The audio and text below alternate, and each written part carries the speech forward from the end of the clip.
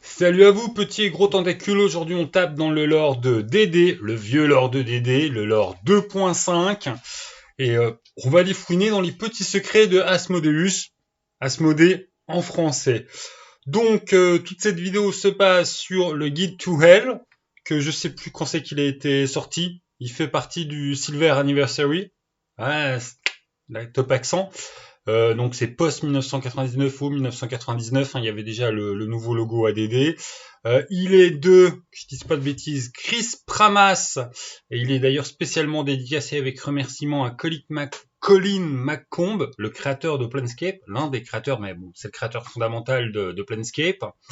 Et puis voilà, Chris Pramas n'a pas participé à la création ni de Planescape, ni de Hellbound Blood War, The Blood War. C'est important vu les thématiques que ça va aborder, hein, puisqu'effectivement c'est un guide qui te présente l'ensemble de l'enfer, avec pas mal de reprises d'infos à droite ou à gauche, c'est très sourcé, mais surtout c'est un guide qui va enfin t'apprendre la vérité vraie sur Asmodée, et là, ils ont tapé dans le très très lourd, en fait, tout simplement.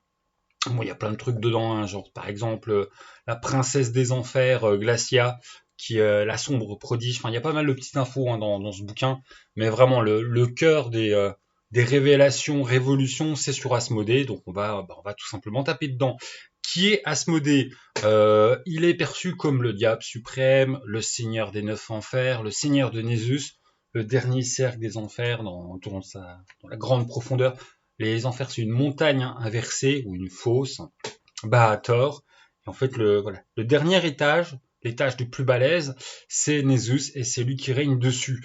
Nésus, c'est une strate qui est entourée par un immense corps de serpents. On reviendra dessus. C'est pas un détail anodin du tout. Le petit titre d'Asmodée, c'est le Seigneur des mensonges. On dit souvent, oulala, c'est bien mérité. Et vous allez voir à quel point effectivement c'est mérité. Asmodée passe pour voilà, quelqu'un de dangereux au niveau du multiverse. Il passe voilà pour forme d'un des dieux du mal, vraiment cré méchant, qui essaye de faire tomber toute la création dans le camp du mal. C'est le Seigneur des mensonges. Donc, pour bien comprendre qui est Asmodée, en fait, il faut revenir à une très vieille légende contée certains coins du multivers. Elle est surtout connue, en fait, dans les Outlands. La légende des serpents de la loi. Voilà, c'est une légende qui se dit précéder les dieux et qui prend son début au temps où seul le chaos et la loi existaient. Même le bien et le mal n'étaient pas encore posés, bien avant les plans, bien avant les dieux. Et voilà, des forces de la loi naquirent deux champions, deux êtres cosmiques, Jazirian et Ahriman. Ahriman et Jazirian sont deux serpents célestes de Zouroboros, créatures un petit peu niveau cosmique, qui sont donc les champions de la loi et qui sont c'est pas des dieux, qui sont des entités cosmiques jumelles, des serpents cosmiques, comme ils sont décrits. Un serpent cosmique, Ouroboros, c'est les termes utilisés. Euh, Et à partir de là, ils se mettent à organiser le chaos en tant qu'élément de loi et ils créent les plans. Voilà, c'est tout simplement eux qui créent les plans. Ils tracent ce qui est nommé le premier cercle. Donc, le premier truc qui va déjà mettre tous les plans à droite, à gauche, quel est le plan supérieur, qu'est-ce qu'un plan inférieur, qu'est-ce qu'un plan primaire. Et ils créent l'Outland. Ils créent l'Outland, en fait, l'Outland, c'est les terres neutres, non pas en créant un alignement neutre, mais tout simplement en évacuant les forces de la loi, du chaos et les graines de ce qui sera le bien et le mal. Donc en fait déjà c'est un des points majeurs où on apprend bien que l'origine de l'alignement de la neutralité, c'est pas un alignement en soi, c'est une absence d'alignement. Et pour les plans qui vont devenir les plans de l'alignement neutre, en fait non, c'est les plans de l'absence d'alignement. Voilà. Vieux débat, est-ce que la neutralité c'est un vrai, peut-être que ça le devient après, cosmogoniquement vous inventez ce que vous voulez. Dans le lore officiel, stricto sensus, à la base de la base, la neutralité en fait naît de l'absence, du refoulement de la loi du chaos, du bien et du mal. Voilà, ceux qui font ça, c'est eux qui commencent à se dire bon, on va un petit peu organiser tout le bazar et qui créent en fait les axes justement loi, chaos et qui se mettent à créer aussi bien mal. En fait, ils créent comme les 6 premiers axes, ils vont créer voilà le loyal bon, le loyal mauvais, le chaotique bon, le chaotique mauvais et les neutralités de la loi et du chaos. Ils commencent aussi à structurer en fait, tous les plans. En fait, c'est eux qui sont les fondateurs des plans. Mais à tel point qu'ils vont même créer les lois de la croyance. Pour ceux qui sont un peu au parfum, les dieux dans ADD sont pas purement détachés de leurs croyances. En fait, ils ont besoin de l'énergie de leurs croyances, sinon ils dédivinisent. Voilà. À la différence d'êtres cosmiques, hein, qui se passent royalement de, voilà, ils n'ont pas besoin d'être vénérés, des êtres cosmiques. Ils existent, c'est des puissances cosmiques que tu peux pas faire sans.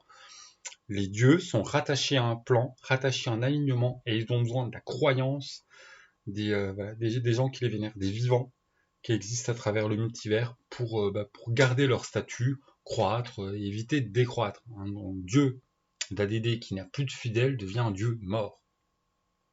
Voilà, voilà. Et donc, c'est ces deux loulous, je prononce bien le nom, Jaziria et Haruman qui créent tout cet ordre-là. On notera au passage que le chaos, du coup, il ne faut pas grand-chose, le chaos. Est-ce qu'il se laisse faire? Est-ce qu'il est dominé par la grande puissance des Ouroboros cosmiques? Honnêtement, on n'en sait rien. La légende ne nous donne pas, voilà, ne nous donne rien du tout là-dessus. Le chaos se laisse faire, point barre. Après, est-ce qu'il se laisse faire parce qu'il est contraint par la puissance cosmique des deux autres? Ou est-ce que parce qu'il en a rien à foutre, parce qu'il est le chaos, qu'il est multiforme et qu'en fait là on est juste en train de lui donner une forme parmi tant d'autres? Je ne sais pas, libre à vous d'interpréter, nous n'avons pas d'informations là-dessus. Une fois qu'ils font tout ça en fait par ricochet, l'Outland se retrouve en fait le centre de la création. Certains pourront commencer à faire Outland, premier cercle qui délimite les plans, sigil, est-il lien ou pas? C'est pareil, la question va être ouverte. À savoir que de toute façon, les deux Ouroboros n'avaient pas envie de laisser Lootland comme plus ou moins milieu, parce que là, pour l'instant, on en est au début des choses et ça part un petit peu en infini dans tous les sens. Quand eux, ils voulaient un truc, un truc clos, donc un truc bien fini, bien clos, hop, on met des petits murs partout. Et du coup, ils disent entre eux, c'est qu'on va mettre le centre du multivers. Du coup, Jaziria,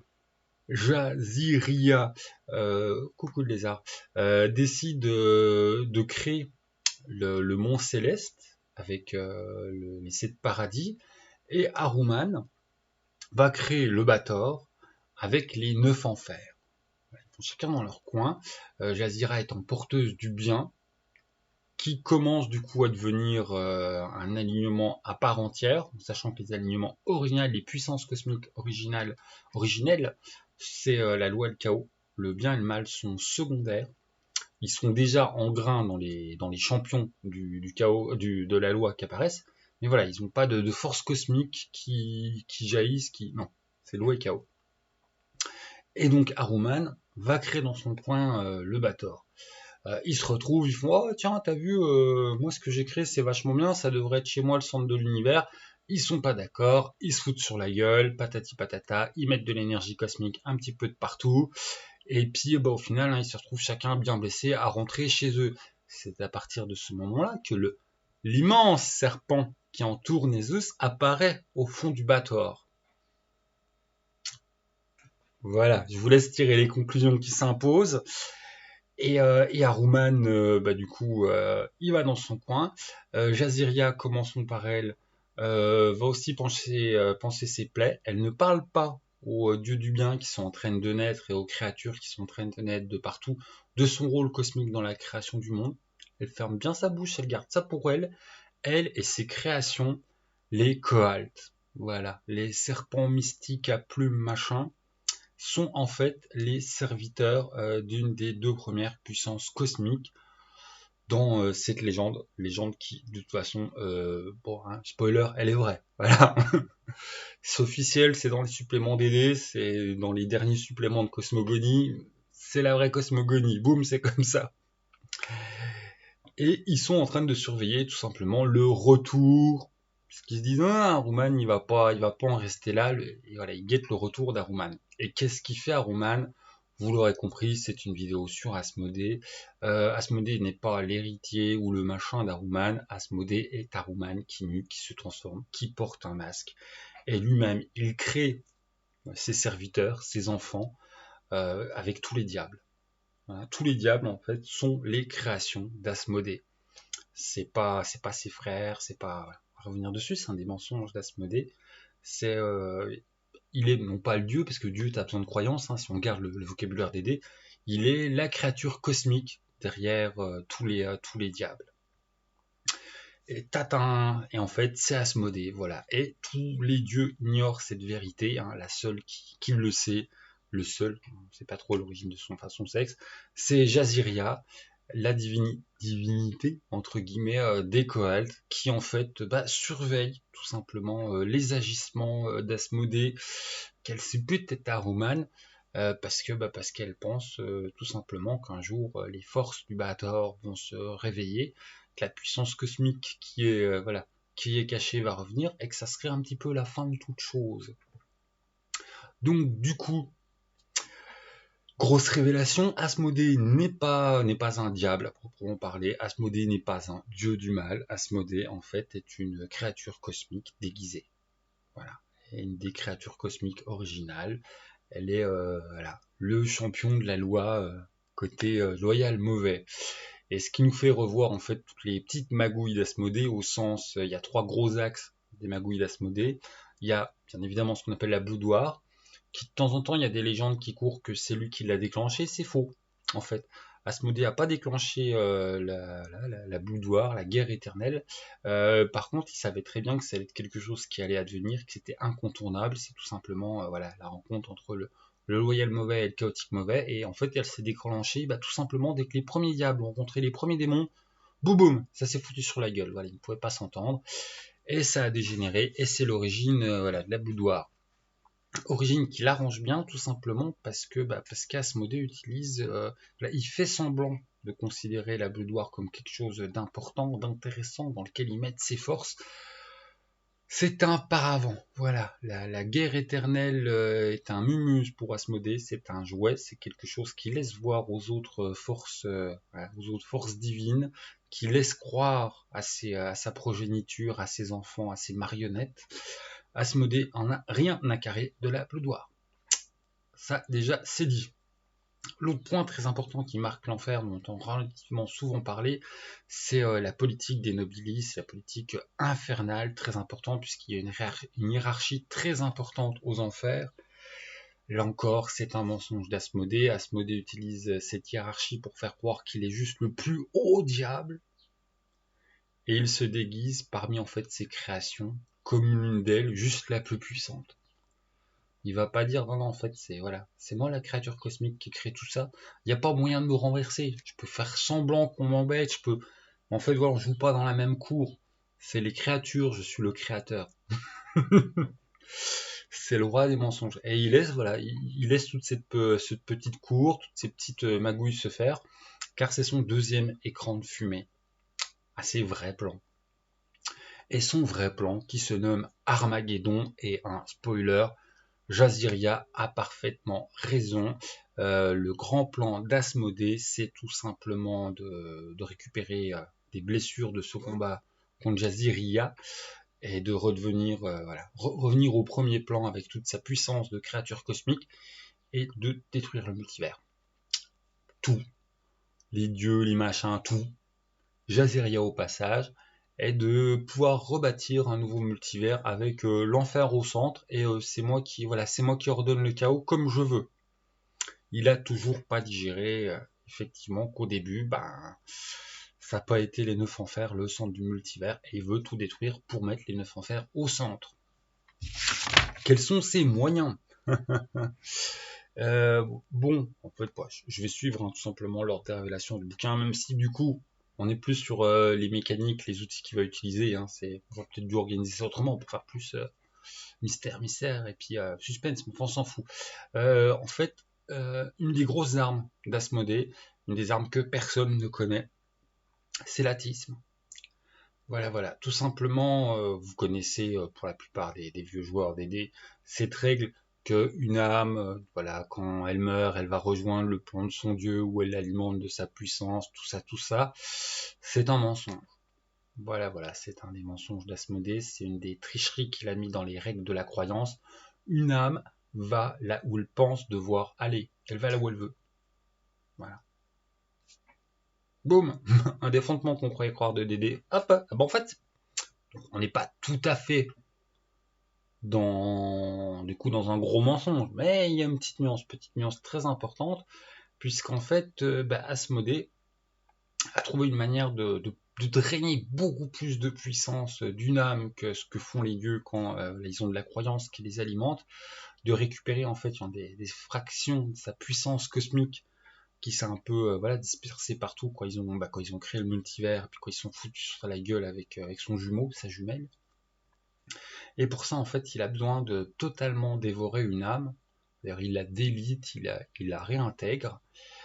Et la seule manière qu'il a de bien annexer une âme, en fait, c'est les athées. Voilà. Donc en fait, Asmodée, son gros trip à lui, son vrai gros plan, ce n'est absolument pas d'amener toutes les créatures du multivers au mal. En fait, ça, il s'en fout un peu.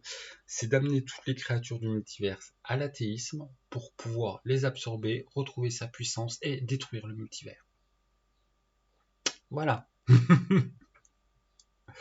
Et donc, pour parvenir à ça, il utilise plusieurs éléments. Il utilise les faux prophètes. Asmodée est derrière beaucoup de fausses religions qui l'égrènent un petit peu à gauche ou à droite, lui ou ses serviteurs. Par fausse religion, ça peut être aussi ces religions qui prient les aberrations hors de l'univers, qui du coup, en fait, court-circuitent où c'est que les âmes doivent aller. Et une âme qui n'a pas une destination pré-choisie avant sa mort, finit au Nésus, et c'est ce qu'on nomme en fait les vrais damnés. Voilà, ce qu'on appelle les damnés, c'est les gens qui vont en enfer. En fait, ça aussi, c'est un mensonge. Là, on est presque dans un algémen, en fait, les âmes des enfers pourraient s'en aller si elles s'en rendaient compte. Par contre, quand tu vas dans les Zeus, en tant que vrai damné, c'est-à-dire que tu pensais que tu allais aller nulle part, ou tu n'avais pas de vénération, c'est-à-dire d'endroit vers où tu voulais aller quand tu allais mourir, tu vas chez lui et Asmodée te digère, te délite. Au niveau des règles, c'est simple, hein, il n'y a aucune résurrection possible, quel que soit le niveau de magie, un dieu ne peut pas te ressusciter. L'âme est totalement absorbée par Asmodée, et voilà, la personne est absolument perdue. Il n'y a pas moyen de récupérer, un souhait divin n'y arrivera pas. Voilà, il n'y a rien dans le multivers qui est capable de ressusciter quelqu'un qui a été réabsorbé par Asmodée. C'est noir sur blanc, c'est clair. Et donc, pour parvenir en fait à disséminer cet athéisme, il va avoir donc plusieurs levées. Les faux prophètes qui sont à corrompre les religions, qui sont à créer des fausses religions sans Dieu, qui sont à créer des formes de philosophie. Et par exemple, la faction préférée de tout le multivers d'Asmodée, c'est Chouchou, c'est les Athars, qui est une faction de sigil qui justement sont des espèces de super athées, qui reconnaissent l'existence des dieux, mais en fait les dieux sont pas des dieux, c'est juste des puissances qui essayent de... En fait, quelque part, ils ont fait une vraie vérité, mais c'est une vraie vérité qui devient un ultime mensonge qui se retourne dans leur gueule parce que du coup ils refusent de prendre un ticket de où c'est qu'on va aller après notre mort, et du coup ils alimentent le Nésus et ils alimentent Asmodée. Et petit point très rigolo qui fait vraiment bien rire Asmodée, il n'est pas responsable de la création des Athars. Voilà, les Athars, ils ont trouvé tout seuls, mais du coup, en fait, Asmodée a la grande puissance qui protège les Athars, que même s'ils se font... parce qu'après, en sigil, il y a le bordel, les factions s'en foutent dehors. Au niveau du multivers, Asmodée fait tout pour sauver les Athars, pour sauver la philosophie des Athars. Bon, certains anti-américanistes vont me dire on sent bien le côté bigot des ricains, que le mal c'est l'athéisme, mais qu'il faut croire en Dieu. Peut-être une forme d'analyse des choses qu'on peut poser. En tout cas, c'est cela. Dans l'univers ADD 2.5, c'est officiel. Le grand ennemi de la création, c'est l'athéisme qui favorise tout simplement, non pas l'antichrist, mais qui favorise Asmodée dans sa récupération de son niveau cosmique, qui a pour but la destruction du multivers. Et le dernier petit point qui est plus une mumuse Asmodée qui n'a pas encore méga porté ses fruits, de temps en temps à droite et à gauche, mais Asmodée s'amuse en fait à tenter de déclencher des guerres entre les dieux du bien.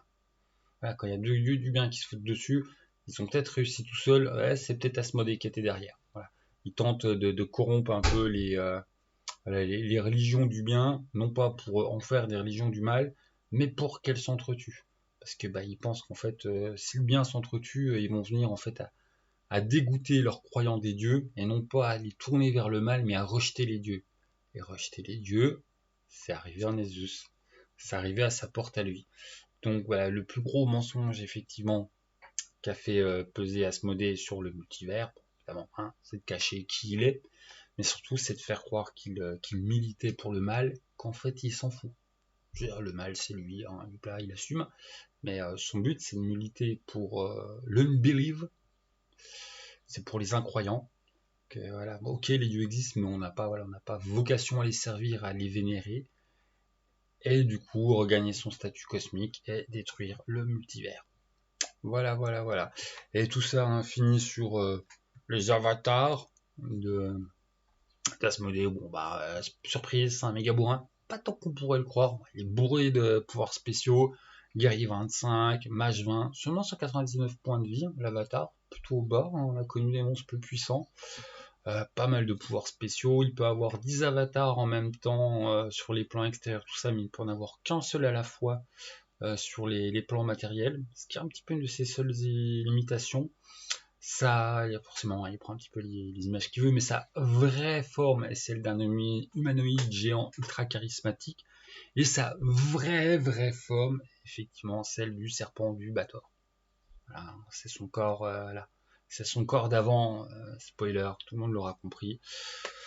Et bien évidemment, Asmodée hein, n'est pas un dieu, c'est une puissance cosmique. Asmodée en a rien à foutre qu'on croit ou pas en lui. Voilà. Tout le monde ne croit plus en lui, c'est pas grave, il sera là quand même et continuera à comploter. Il n'a pas besoin de croyances pour alimenter son statut cosmique, parce qu'il est une créature cosmique. Il n'est pas une divinité, il est plus. Enfin, voilà. Quand on voit comment marchent les divinités à ADD, il est plus puissant qu'une divinité. Mais donc, toute cette exposition de l'or est faite, vous en faites bien ce que vous voulez, puisque c'est un des derniers bouquins d'ADD qui a été sorti où il y avait vraiment encore un souci de cosmogonie générale, où il essayait de faire un truc bien cohérent. La troisième édition qui vient peu de temps après va ramener les choses à un niveau plus joueur, plus jouable, avec des... Je ne vais certainement pas en dire du mal, avec des suppléments de grande qualité au niveau joueur, enfin, on voit tout le travail qui est fait sur le Royaume oublié quand même. Mais voilà, on part moins dans les délires métacosmiques.